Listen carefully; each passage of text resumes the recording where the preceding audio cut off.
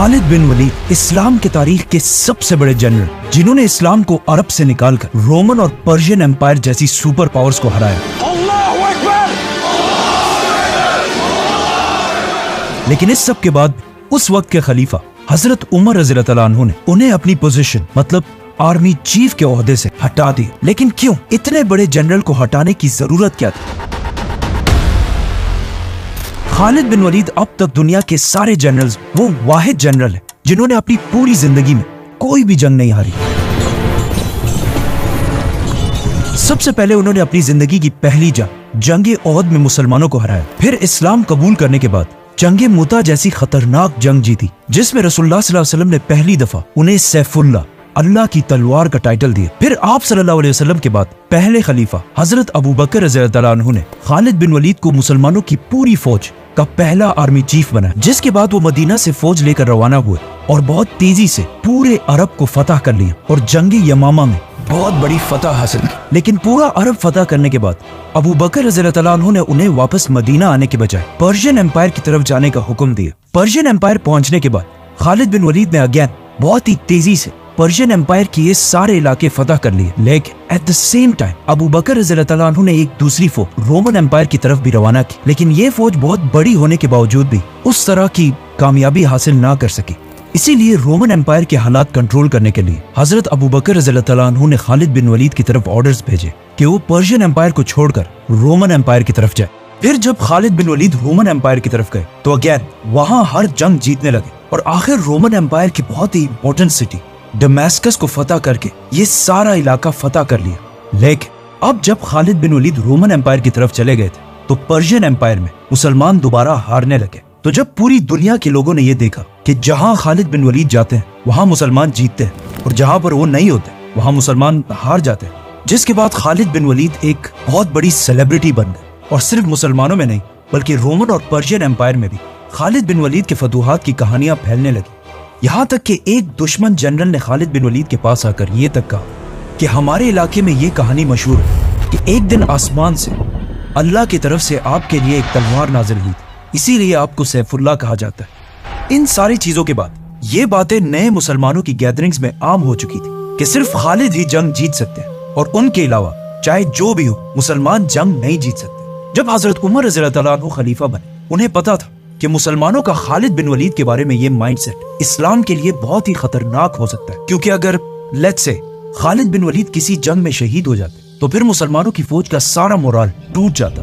तो आखिर हजरत उमर रज़ियल्लाहु अन्हु ने इन हालात को कंट्रोल करने के लिए खालिद बिन वलीद को उनकी पोजीशन आर्मी चीफ के ओहदे से हटाने का फैसला किया। बट वेट, हजरत उमर ने सिर्फ खालिद बिन वलीद को ही नहीं हटाया बल्कि मुसलमानों की स्टेट को हर एंगल से बदलना शुरू किया और मदीना में बैठकर हर इलाके की तरफ ऑर्डर्स भेजे। सबसे पहले उन्होंने फतह किए गए इलाकों में नए गवर्नर्स लगाए और उनको ये ऑर्डर्स दे दिए कि हर फैसले से पहले मदीना में खलीफा से पूछना लाजमी है। और ये अरब के लिए बहुत ही नई बात थी, क्योंकि इससे पहले हर कबीला अपने फैसले खुद ही किया करता था। लेकिन हजरत उमर कबायली सिस्टम के खिलाफ थे और एक सेंट्रलाइज्ड मदीना की ताकत चाहते थे। सूबों में गवर्नर्स लगाने के साथ साथ हजरत उमर ने उन्हें बताए बगैर कुछ जासूस भी बिठाए जो इन गवर्नर्स की अच्छी या बुरी हर खबर हजरत उमर तक पहुंचाते रहते थे। इसके अलावा हजरत उमर ने हर सूबे में जस्टिस इंसाफ का सिस्टम बनाया, जिसमें हर सूबे में इस्लामिक कानून के मुताबिक अदालतें कोर्ट्स बनाए गए और इन सारी अदालतों का हेडक्वार्टर सुप्रीम कोर्ट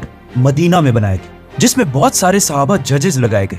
और इन सारे जजेस में एक सबसे रिस्पेक्टेड और बड़े जज थे हजरत अली रज़ियल्लाहु अन्हु। हजरत उमर रज़ियल्लाहु अन्हु ने हर सिटी में पहली बार एक पुलिस का सिस्टम भी बनाया और इन सिटीज के बाजारों में प्राइसेस को कंट्रोल में रखने के लिए भी एक डिपार्टमेंट बनाया और स्पेशली मदीना के बाजार को कंट्रोल करने के लिए एक औरत शिफा बिनते अब्दुल्ला को इसका लीडर बनाया। ये उस जमाने में बहुत ही अजीब बात थी कि हजरत उमर ने इतनी इंपॉर्टेंट पोस्ट पर एक औरत को कैसे बिठाया। लेकिन हजरत उमर सिर्फ मेरिट को देखकर ही फैसले किया करते थे। ये सब तो वो काम थे जो हजरत उमर रज़ियल्लाहु अन्हु ने सिविल एडमिनिस्ट्रेशन में किए थे। लेकिन इस सब के अलावा उन्होंने मुसलमानों की आर्मी को भी चेंज करना शुरू किया। मतलब इससे पहले हजरत अबू बकर रज़ियल्लाहु अन्हु के दौर में मुसलमानों की आर्मी और जनरल्स सारे फैसले खुद ही किया करती थी और हजरत अबू बकर रज़ियल्लाहु अन्हु ने ये करने की उन्हें इजाजत भी दी थी। क्योंकि उस जमाने में ना फोन्स थे और ना इंटरनेट। तो अगर हर डिसीजन से पहले मदीना से पूछा जाता तो इससे मुसलमानों की फौज की स्पीड बहुत ही स्लो हो जाती। लेकिन हजरत उमर को मुसलमानों की फौज की स्पीड से ज्यादा इस्लाम की फिक्र थी, क्योंकि अगर देखा जाए तो मुसलमानों की इस एम्पायर से भी बहुत बड़ी एम्पायर चंगेज खान ने बनाई थी, लेकिन वो एम्पायर सिर्फ 100 सालों में बिल्कुल खत्म हो गई। लेकिन हजरत उमर रज़ियल्लाहु अन्हु चाहते थे कि इस्लाम इस एम्पायर के बाद भी आने वाले हजारों साल तक दुनिया में कायम रहे। तो उन्होंने अपने आर्मी चीफ खालिद बिन वलीद की तरफ एक लेटर भेजा और उन्हें इस एम्पायर के नए रूल समझाए कि हर डिसीजन से पहले मदीना में खलीफा से पूछना लाजमी है।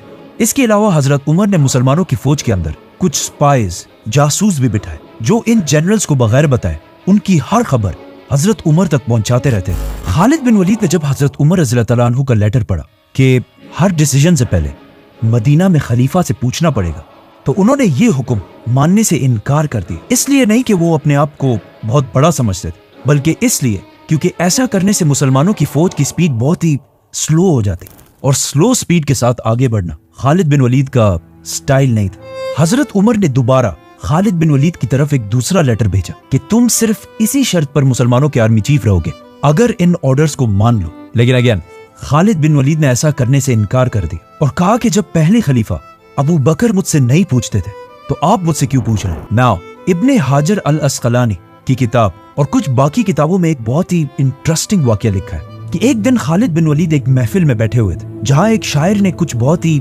जबरदस्त अशार पढ़े। तो खालिद बिन वलीद ने खुश होकर उसे उस जमाने की करेंसी के मुताबिक 10,000 कॉइन्स दिए। लेकिन जब खालिद बिन वलीद ने ऐसा किया उसी वक्त वहां पे वो स्पाई भी बैठा हुआ था, और ये खालिद बिन वलीद ने छुप के नहीं किया था बल्कि सबके सामने किया था। इसीलिए वहां पर बैठे हजरत उमर के स्पाई ने ये सब देख लिया और सीधा इस सब की रिपोर्टिंग हजरत उमर रज़ियल्लाहु अन्हु को की। खालिद बिन वलीद की इस हरकत पर हजरत उमर बहुत ही नाराज हुए और सीधा एक लेटर मुसलमानों के दूसरे जनरल अबू उबैदा इब्ने जर्राह की तरफ भेजा, जिसमें उन्होंने लिखा कि अगर खालिद बिन वलीद ने ये पैसे उस शायर को अपनी जेब से दिए तो ये उसने फजूल खर्ची की है, और अगर ये पैसे उसने मुसलमानों के बैतुल माल से दिए तो ये उसने खयानत की है। इन एनी केस खालिद बिन वलीद को उनकी पोजीशन आर्मी चीफ के ओहदे से हटाना जायज है। और आगे लिखा कि आज से तुम अबू उबैदा इब्ने जर्राह मुसलमानों की फौज के आर्मी चीफ हो गए। लेकिन हजरत उमर ने खालिद बिन वलीद को मुसलमानों की फौज से हटाया नहीं बल्कि एक रैंक नीचे कर दिया, और इसके बाद भी वो फौज के बहुत बड़े जनरल थे, मतलब फौज के सेकंड इन कमांड थे। जब अबू उबैदा रज़ियल्लाहु अन्हु ने खालिद बिन वलीद को हजरत उमर का ये लेटर दिखाया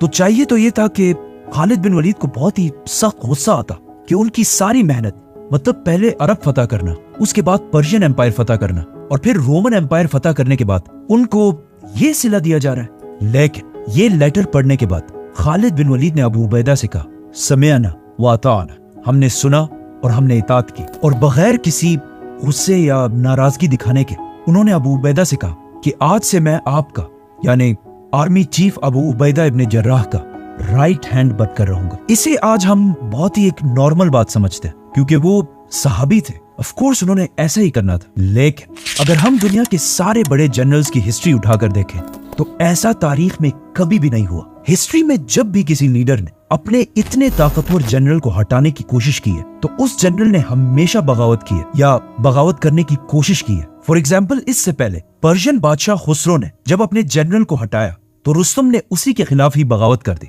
और रोमन एम्पायर के जनरल पोम्पी ने भी बगावत की। और इवन आज मॉडर्न दौर में भी जब पाकिस्तान के प्राइम मिनिस्टर नवाज शरीफ ने अपने पावरफुल आर्मी चीफ मुशर्रफ को हटाने की कोशिश की तो मुशर्रफ ने उल्टा उसे ही हटाकर पूरे मुल्क पर कब्जा कर लिया। इन सारे जनरल्स की खालिद बिन वलीद के सामने कोई औकात नहीं थी, क्योंकि खालिद बिन वलीद को आज तक दुनिया के सबसे बड़े जनरल्स में से एक माना जाता है। लेकिन जब हजरत उमर ने उन्हें अपनी पोजीशन आर्मी चीफ के ओहदे से हटाया तो उन्होंने बहुत ही पावरफुल होने के बावजूद कुछ नहीं किया और अपने लीडर खलीफा के ऑर्डर्स मान लिए। इस वक्त मुसलमान बहुत ही सख्त सिचुएशन में थे, एक तरफ रोमन्स और दूसरी तरफ पर्शियंस, और अगर खालिद बिन वलीद भी बगावत कर देते तो मुसलमानों की एम्पायर हमेशा के लिए खत्म होने का खतरा था। नाउ इस मसले पर जितनी मैंने रिसर्च की उसमें मैंने देखा कि इस वाकये में हजरत उमर और खालिद के अलावा एक थर्ड भी बहुत ही इंपॉर्टेंट किरदार है। मतलब एक तो हजरत उमर थे जिन्होंने बगैर किसी की परवाह किए मदीना की रियासत को स्ट्रॉन्ग करने के लिए इतना बड़ा फैसला लिया। दूसरा खालिद बिन वलीद जिन्होंने इतना पावरफुल जनरल होने के बावजूद कोई ऐसा स्टेप नहीं उठाया जिससे मुसलमानों की एम्पायर को नुकसान पहुंचे। और तीसरा, इस एम्पायर की अवाम, पब्लिक आर्मी चीफ के ओहदे से हटाए जाने के बाद एक दिन खालिद बिन वलीद मुसलमानों के एक ग्रुप से खिताब कर रहे थे जिसमें उन्होंने मुसलमानों के सामने खड़े होकर फरमाया कि मुझे शाम सीरिया फतह करने के लिए भेजा गया, और जब मैंने पूरा शाम फतह कर लिया तो उमर ने मुझे अपनी पोजीशन से हटा दिया। अब जैसे ही उन्होंने ये बात कही तो मुसलमानों के क्राउड से एक आम सा सोल्जर खड़ा हुआ और उसने कहा कि ए हमारे सरदार, ऐसी बातें मत करो, क्योंकि इन बातों से फितना पैदा हो सकता है। मतलब उस जमाने में मुसलमानों की इस एम्पायर की आम पब्लिक में भी इतना शऊर था कि वो ये बात बहुत ही अच्छी तरह जानते थे कि चाहे जो भी हो जाए, लीडर लीडर होता है और जनरल सिर्फ एक जनरल। खालिद बिन वलीद को हटाने से सिर्फ उन्हें ही नहीं बल्कि पूरे इस्लामिक एम्पायर में एक कंफ्यूजन फैल गई कि आखिर क्यों हजरत उमर ने इतने सख्त टाइम पर खालिद बिन वलीद को हटा दिया, जिससे आहिस्ता आहिस्ता लोगों में बहुत सारी गलतफहमियां फैलने लगी और लोग अजीब अजीब बातें करने लगे। फॉर एग्जाम्पल, कुछ लोगों ने कहा कि हो सकता है खालिद बिन वलीद और हजरत उमर के दरमियान पुरानी कोई पर्सनल लड़ाई हो, इसीलिए हजरत उमर ने उसे हटा दिया। और कुछ और लोगों ने यह तक कहा कि हो सकता है खालिद बिन वलीद ने कोई करप्शन की हो। लेकिन अगेन, हजरत उमर का जासूसों का नेटवर्क, स्पाइज का नेटवर्क इतना स्ट्रांग था कि उन्हें अवाम की इस कंफ्यूजन का पहले ही पता चल गया। तो हजरत उमर ने मुसलमानों को मदीना के मस्जिद नबी में जमा होने का हुक्म दिया और फिर सबके सामने खड़े होकर उन्होंने क्लियरली बता दिया कि मैंने, उमर बिन खत्ताब ने, अपने आर्मी चीफ खालिद बिन वलीद को किसी पर्सनल दुश्मनी या करप्शन की वजह से नहीं हटाया, बल्कि सिर्फ इसलिए क्योंकि खालिद बिन वलीद की जबरदस्त फतूहात की वजह से लोग अल्लाह के बजाय खालिद बिन वलीद पर ट्रस्ट करने लगे थे। और मैं सारे मुसलमानों को यह दिखाना चाहता हूं कि किसी भी जंग में जीत सिर्फ और सिर्फ अल्लाह की तरफ से आती है, किसी इंसान की तरफ से नहीं। और फिर यही सारी बातें उन्होंने लेटर्स में भी लिखी और फिर इन लेटर्स को हर सूबे के गवर्नर्स तक पहुंचा दिया ताकि खालिद बिन वलीद के कैरेक्टर पर कोई मुसलमान भी उंगली ना उठा सके। और इस वाक़े के बाद उन्होंने खालिद बिन वलीद की बेवा बहन के साथ शादी भी की, जिससे क्लियरली ये पता चलता है कि हजरत उमर और खालिद बिन वलीद के दरमियान इस वाक़े के बाद कोई इश्यूज नहीं थे। लोगों ने हजरत उमर रज़ी अल्लाह तआला अन्हु की बात सुनकर मान तो ली, लेकिन अब हजरत उमर के सामने बहुत बड़ा चैलेंज था कि अब उन्हें नेक्स्ट हर जंग जीतना लाजमी था, क्योंकि अगर मुसलमान खालिद बिन वलीद के जाने के बाद जंगे हारने लग तो लोग हमेशा के लिए हजरत उमर के इस डिसीजन को गलत समझते। नाउ आप सल्लल्लाहु अलैहि वसल्लम की वफात के बाद अबू बकर रज़ी अल्लाह तआला अन्हु की खिलाफत में अरब के बहुत सारे कबीलों ने मदीना की रियासत से बगावत की, जिन्हें फिर खत्म तो कर दिया गया था, बट इन जंगों में बहुत सारे लोगों को गिरफ्तार करके कैदी बनाया गया था। लेकिन जब हजरत उमर रज़ी अल्लाह तआला अन्हु खलीफा बने तो उन्होंने इन सारे कैदियों को रिहा करने का हुक्म दिया और सबके लिए एक आम माफी का ऐलान कर दिया, जिससे पूरे अरब में उनकी पॉपुलैरिटी बहुत ही ज्यादा बढ़ गई और लोग हजरत उमर की इस रहमदिली से इतना खुश हुए कि उन्होंने आकर इस्लाम कबूल कर लिया और फिर अपनी मर्जी से मुसलमानों की फौज में शामिल हो गए। इन लोगों में एक शख्स तुलैहा भी था और ये वो शख्स था जिसने इससे पहले अबू बकर रज़ी अल्लाह तआला अन्हु के दौर में पैगंबर होने का झूठा दावा भी किया था। लेकिन जब वो हजरत उमर रज़ी अल्लाह तआला अन्हु के पास आए तो हजरत उमर ने उन्हें भी माफ कर दिया और वो भी मुसलमानों की फौज में शामिल हो गए। हजरत उमर के इन सख्त और जबरदस्त डिसीजंस के बाद अरब के लोग उनसे इतना खुश थे कि वो पुरानी सारी दुश्मनियां छोड़कर मुसलमानों के साथ शामिल हो गए। और पहली बार ऐसा भी हुआ कि क्रिश्चियंस ने भी आकर पर्शियन एम्पायर के खिलाफ मुसलमानों का साथ देने की कसम खाई। तो अब हजरत उमर ने मुसलमानों और क्रिश्चियंस को मिलाकर पर्शियन एम्पायर के खिलाफ एक नई आर्मी बनाई। इस फौज ने मुसन्ना की लीडरशिप पर्शियन एम्पायर की एक बहुत बड़ी फौज को हरा दिया और eight the same time Abu Ubaida इब्न जर्राह की लीडरशिप में भी मुसलमानों ने रोमन एम्पायर की एक फौज को हराकर बहुत बड़ी फतह हासिल की। और इस तरह पूरी दुनिया ने देखा कि मदीना की रियासत मुसलमान खालिद बिन वलीद के बगैर भी जंगे जीत सकते और हजरत उमर रज़ी अल्लाह तआला अन्हु का प्लान कामयाब हो गया। लेकिन अब मुसलमानों की तारीख की सबसे बड़ी जंगे यरमुक और जंगे कादसिया बहुत ही करीब आ चुकी।